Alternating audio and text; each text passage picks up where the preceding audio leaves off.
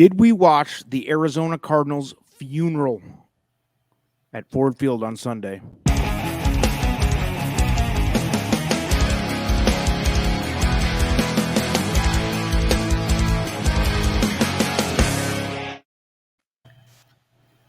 Yo, what's up, everybody? Hey, look at we got our boy Mike Nash. He got so much accolades last week. He's back for another one.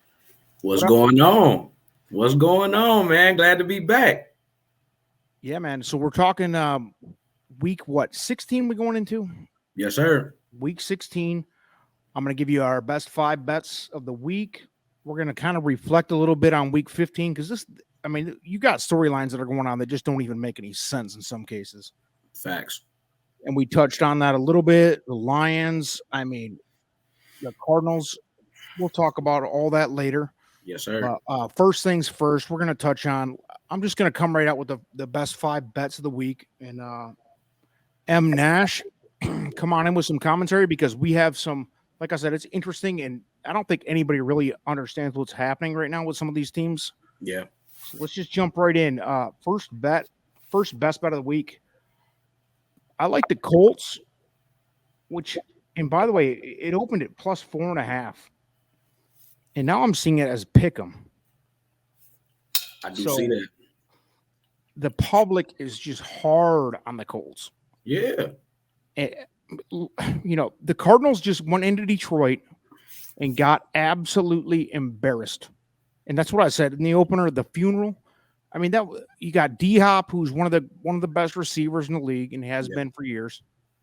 What's happening here? You give me your opinion on Arizona. Are they done right now? Listen, Arizona 10-4, by the way. Look, it's crazy to look at that record and think that we could possibly be saying these guys just lost their entire morale. But you got to look at the coach too and see that Jonathan Taylor. He's a front runner for the MVP. If we want to be honest, he's one of the top 3. If we put him there, for sure. To some people, he may be 1 or 2.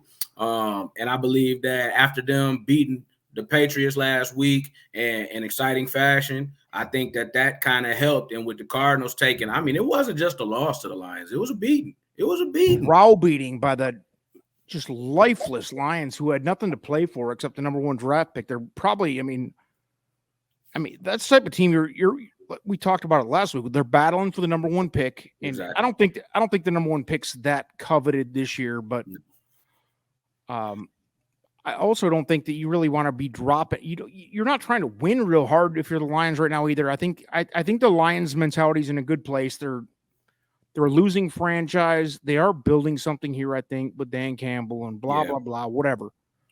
But nobody saw that embarrassment coming on the field. Then they lose Hopkins.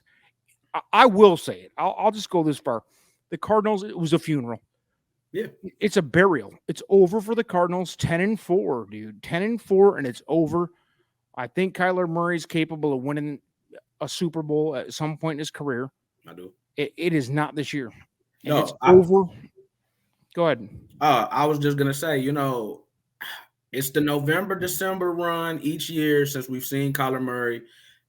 Somehow, some way, something happens. Either he gets hurt, and he was banged up a little bit 2 weeks ago. Had a little ankle injury. He was limping. And then with the D-Hop injury, you just see that season after season, when it gets to crunch time, those guys, something happens and they falter. And again, if we're seeing that, that Jenga piece get pulled, it's coming down, and we're watching it happen live, live and living color all over again. And it's sad because just like you said, I like Kyler Murray. I think that he possibly has the chance to get it done one year, but this is not the year. This is a catastrophe. It's done. And actually, we have rare footage of Kyler Murray earlier this season, and actually it was at Ford Field in Detroit. Here's live footage. K. Murray, his performance in Detroit. He might be shorter than that fucking garbage can, man. Yeah, that's what I'm telling you, dude. Like, and that might be a compliment. That's how bad it was. 24-3 at the half. The Lions are taking their foot off the gas pedal. That's when it's bad. Yeah, for sure. So my number 1 bet of the week is the Colts plus 2.5. When I wrote this, which was just a matter of a couple of hours ago, now it's at pick 'em. this thing might go sideways. I mean, it opened at 4.5. The Cardinals at 10-4, they're done. Colts, I can't even really put this with a straight face on how to bet this game because I think it could go the other way 4 points. I mean, it's just wild. You don't see a 4.5 point swing unless maybe you get the news. And of course, D-Hop's a big name, but Yeah. if Tom Brady goes up for the Bucks, you're gonna see the line move 5-6 points. But this is crazy. I agree. I like the Colts, man. I like the Colts. Yeah, it's a lock at plus. When I wrote this, it was plus 2.5. I don't know. We'll move on to the next piece here. And we have again with the NFL with some trash games. What are you gonna do? Speaking of trash games, second bet of the week. Your 2-11-1 Detroit Lions coming off the big hammering, the Kyler Murray funeral at Atlanta, who's maybe equally as bad of a club, 6-8. Yeah. I'm going to hammer the under. The over-under at the time I wrote this was 44.5. And of course, the public has bet it down to 42. Do you see these two teams scoring 42 or more? No. I think the Lions scored as many points as they're going to score this season last week. The Falcons, like you said, terrible. They're terrible. I don't care if they're 6-8. They're garbage. The Lions. The thing about the Lions are, as soon as you start riding that wave, they crash right into a tsunami of disaster. And I look don't get your hopes up, Lions fans. It's Dan Campbell, great motivator. I love that. He brings that rah spirit. Hulk Hogan out there fighting the real American song in the background, all that whole thing. Picking up Andre the Giant and breaking his back. That's really what it is. King Kong Bundy, all that stuff. But no, these guys aren't getting to 42. No. That's it. We're gonna move. That's bet number 2. Bet number 3, and here we go. And I could have sworn we're looking at Jacksonville at the Jets. Didn't these two teams play each other last week? It's frustrating. It's frustrating because there can't be a worse game in NFL history. Jacksonville at the Jets. If it wasn't this, it was like one of the other 3 or 4 horrible teams playing against each other. So the under 41.5, hammer time. Under. Of course. The Jaguars, the 2-12 Jags, 3-11 Jets. Who's going to score here? Go ahead. I have no idea. Jacksonville doesn't have a coach. They put a bullet in his head last week. The Jets, come on now.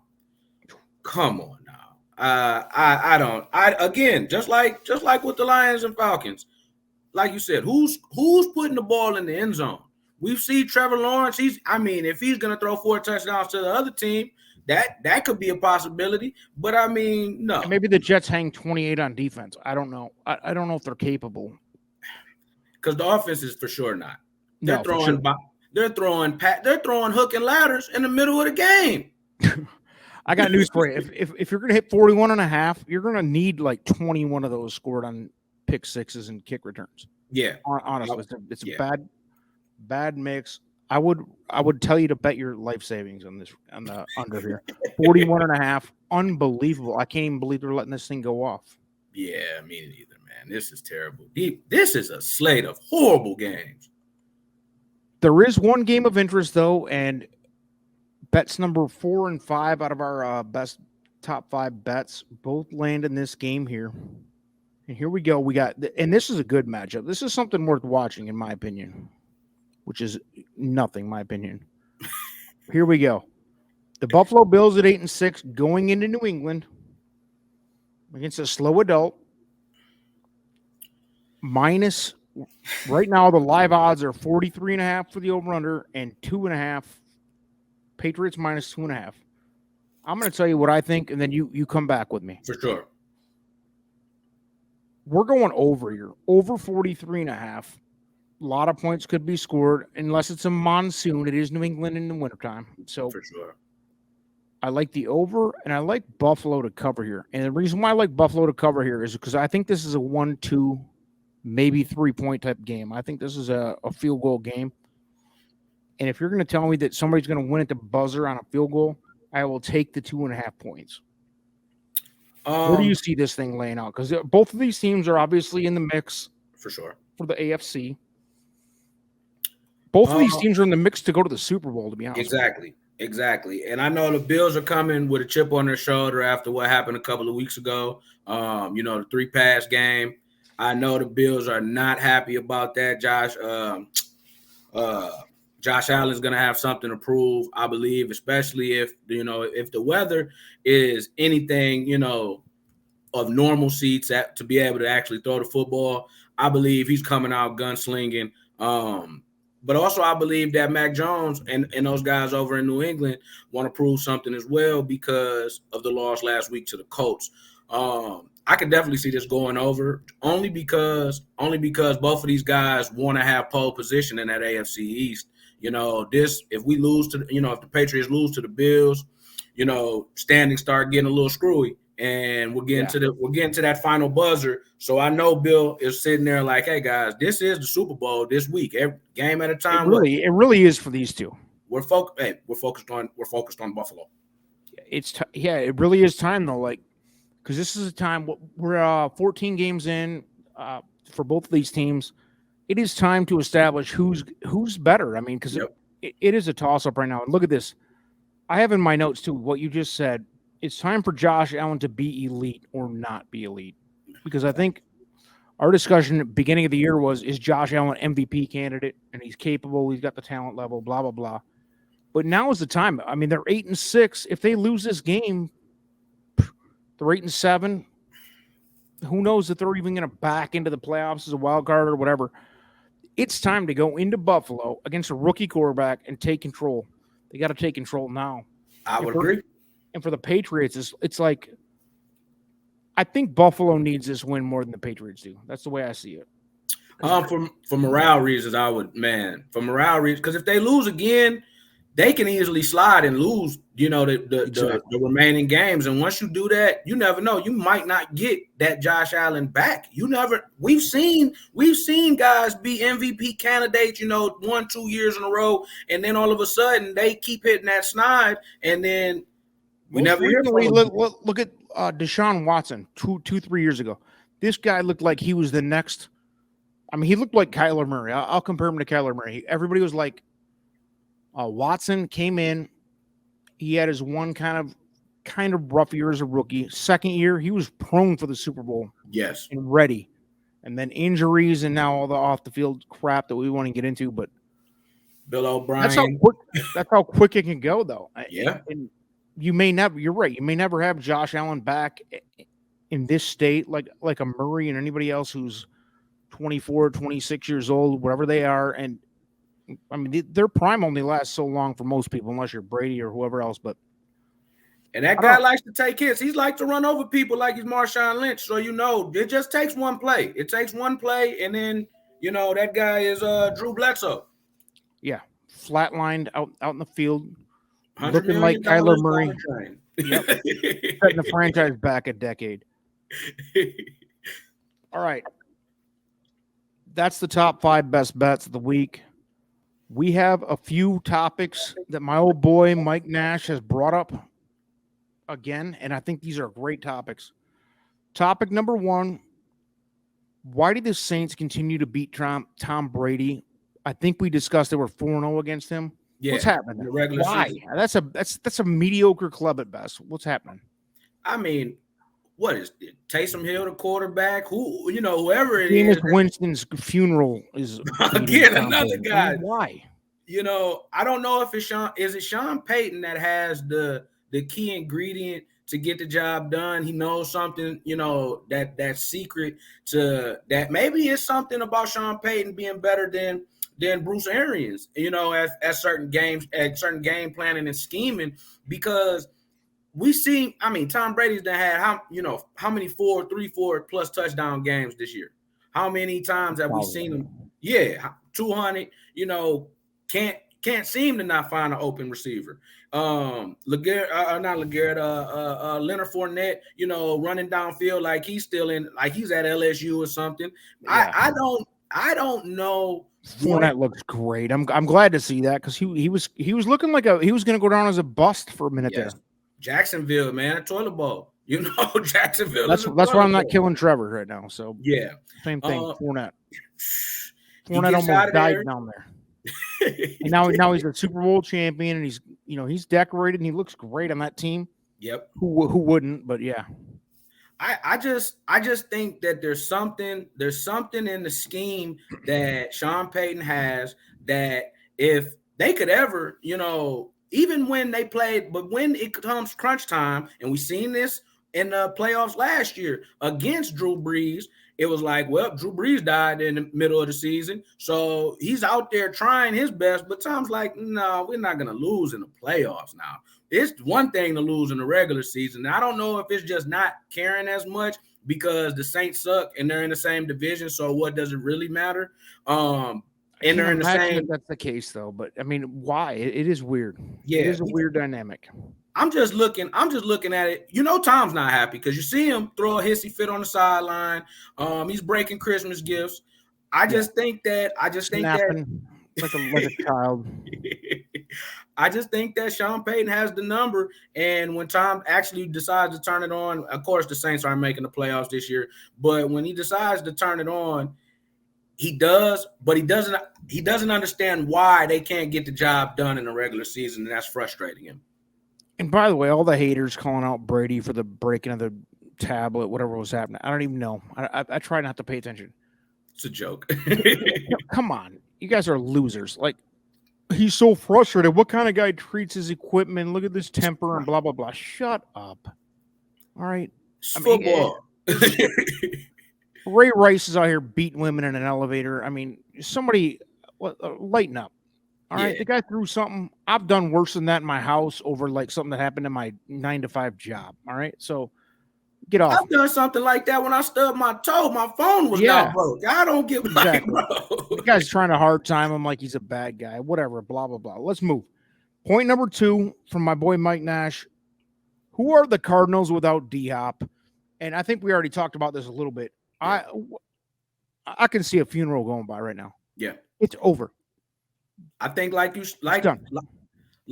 image that you showed, they are a dumpster fire and a goddamn flood because what there is. What are we talking about? I mean, I look at, a guy that is arguably the best receiver. Him and Devontae are clearly at the top. We're just going to let that roll, by the way. Keep going. Talking about the Cardinals. This is the Cardinals. Yeah.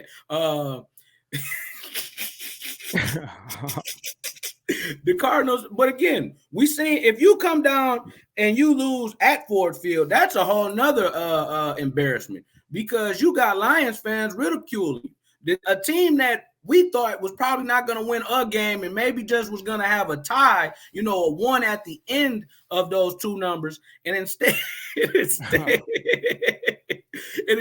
we look at, again, arguably one of the best receivers go down, and we see that team is no longer – it's not going to be a factor. Chandler Jones, who could have been defensive MVP in the beginning of the season, had like 6 assisted tackles and nothing else. He was out there getting body slammed by Penei Sewell.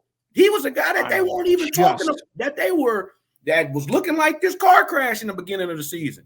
They didn't know if he was a guard or a tackle. They're done. It was embarrassing. I don't think any else. I mean, D-Hop's a great receiver. Yeah. I think that when was it that he got hurt in the game? Because I think this game was over in the first half, which the Lions don't beat anybody bad. I mean, even when they were good, when Stafford early in his career and they had a couple good years where they were made a nice playoff run. Yeah, they never even beat anybody bad then. They had the Cardinals put away in the first half, guy. Man, D-Hop actually got, I believe his injury was sustained the previous week because news came out. They were saying he might not even play or whatever else. You're right. Yes. I just don't. I mean, look, man, when it's over, it's over. And you can see the writing on the wall very clearly. And we're just, we're two normal dudes. But we could see it live and live in color that those guys are done. The goose is cooked. Funeral. All right. Last thing. Here we go. Does Godwin's injury for the Bucks, does this put Rodgers in the driver's seat to win the NFC, go to the Super Bowl, win the Super Bowl, because this is a huge weapon that Brady's doesn't have at his disposal now. It's a huge thing. He's still got Gronk, and let's be cute about that. Gronk is whatever he is, and he's still got a lot of weapons there, but Fournette and everybody else. But Godwin was maybe his second best weapon out there. I don't know. You tell me. For sure. What do you think? Does this impact the game? Definitely, because Godwin was the wide open guy when, Mike Evans is over there getting double teamed. Yes. Godwin is clearly the speed receiver that the beneficiary of the double teams. I mean, yes, and all great teams have that. They have they got the stud who takes the double team, and they got the off guy who's good enough to take advantage of that. I mean, you can talk about any tandem of wide receivers on any great team. They usually have the stud who gets double covered. Then they got the Randy Moss, and they got the Chris Carter on the other side setting NFL records. Exactly, that type of thing. Exactly, and I mean, I don't think it's by happenstance that they said that. Bruce Arians said, no, we're gonna bring Antonio Brown back. After all of that, we might release some stuff, because when Godwin goes down, you better bring Antonio Brown back, because he's that safety valve to step right in right there, and him and Tom already have that connection. But as far as the pack goes, I think that it does definitely help them, because we seen that last season, Rodgers took that loss hard in the playoffs. He took it hard. He came out and changed to Keanu Reeves, during the offseason. And I just think here hosting Jeopardy with the other guy and all that. Yeah, I think that if he ever had a golden opportunity to capitalize on something, it's now, because Godwin is a huge piece in that system over there in Tampa Bay. Great point. And I mean, ACL, sometimes you never come back from that. And I hope speedy recovery for him, but he's definitely not coming back this season, of course. So with that being said, I mean, it could be very, very detrimental to that Bucs team and the way that they operate. You're right. I agree 100%. And I do think, and I've told you before, and I've talked about it all the time. I'm a huge Favre guy, huge Green Bay guy. Loved Aaron Rodgers early on. I'm not sure who he's become. I'm not a big advocate of the things he's doing in the last, this year. Yeah. But at the same time, he's a great player, and you're right. Sure. This is he could. This is a situation where he could turn the corner and win. Yeah. Because I mean, let's be honest. I don't think Green Bay or Tampa Bay is either one of them are the two best teams in the NFL. But at the end of the day, I think one of them is going to win the title.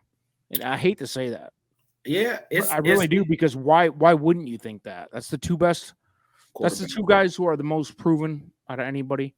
All the other good teams have rookie quarterbacks or guys who've never been there, and blah blah blah. It's awesome. It's a fun year to watch. I mean, we joke about all the bad games that's going on, but the teams that are actually. That's why it's so many of those 8-6, those teams that are in that same bracket, because this season has shown that there's been plenty ups and downs. It's times where the unthinkable is going to happen, because, the NFL guys love to play tricks with our mind, think that we know everything and we don't know anything. And again, Aaron Rodgers has arguably the best receiver in the NFL with Devontae. And I just see if he gets the chance, and maybe Tom and they don't even see each other in the NFC Championship. It's a good point. If Rodgers sees somebody that's not equipped to handle that big time pressure, then I think that this could be his year. Yeah, you got Dallas. There's a bunch of other teams in the mix too. I mean, it's going to be fun. I'm looking forward to it. I haven't been a huge NFL guy for a few years, because I really disconnected for a while because of the rules and all the stupidity that was going on there for a minute. But I'm back fully engaged this year, and I'm having fun watching this. I think it's going to be interesting to watch this unfold. Where's Dallas at for you?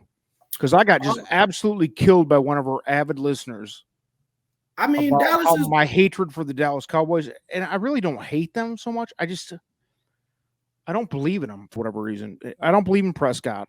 Yeah, but I don't hate them. But dude, are they for real? Because they're 10-4 now. As the great Arizona's out. They're out. Yeah. as the great Denny Green once said, we are who we thought they were. Every year, Dak shows 5 great weeks and then 5 terrible weeks. So when it gets to that crunch time, and I don't believe in Mike McCarthy, I think that Aaron Rodgers led them to that Super Bowl, and that was the reason why he got one. I think that it's very easy for them to get caught up in their own thinking that they're great, and then you got guys comparing Michael Parsons to the greatest player damn near ever to play in the NFL. Ease up, guy. Lawrence Taylor. Come on, dude. We gotta relax because this happens every year. And he is a monster out on the field. He is. But come on with the LT joints, dude. Come on. Let's back it off a tad. I mean, this guy's got LT won a Super Bowl with the Giants, which is a terrible franchise, and he won with Jeff Hostetler as a quarterback and Phil Simms as a quarterback twice. Yeah. And it wasn't Phil Simms making big plays. All right. No. It was the guy that made everybody go draft the left tackle that was doing it. And he was blowing rails off a urinal in a strip club, whatever you're gonna do. So I got no problem with it. I got no issue with it. But I'm just saying, like, that's LT. I mean, Micah, he's got a great career. I'm sure he'll have a great career, and congrats. Shout out Trayvon Diggs. He's a great cornerback. I like what he's doing. And I mean, I don't like the Cowboys. He's not Charles Woodson yet, though, is he? No. Come on, guys. But as soon as we get closer and closer to the playoffs, here comes Jerry Jones waddling out, trying to take the spotlight, and then once that circus starts happening down there in that $1 billion playpen, we start to see, the cracks start to show. And then when your feet need to meet the pavement, they're not ready. So if they can't do it, if we haven't seen them do it before, what makes me think that they can do it now? We haven't seen it since Leon Lett was pulling semi trucks of weed out of a freaking dumpster in Colombia. All right. Exactly. All right. Well, dude, hey, that wraps it up. Week 16. We got a lot to say. I cannot wait for this weekend. Man, there's a lot of good stuff going on. Yes. Mike O'Nash, thanks for joining again. We'll do it again next week, I hope. Yes, sir. I appreciate you for having me. This is awesome, man. All right, man. Take care. Good luck, everybody, on their bets. Peace. Yes, sir.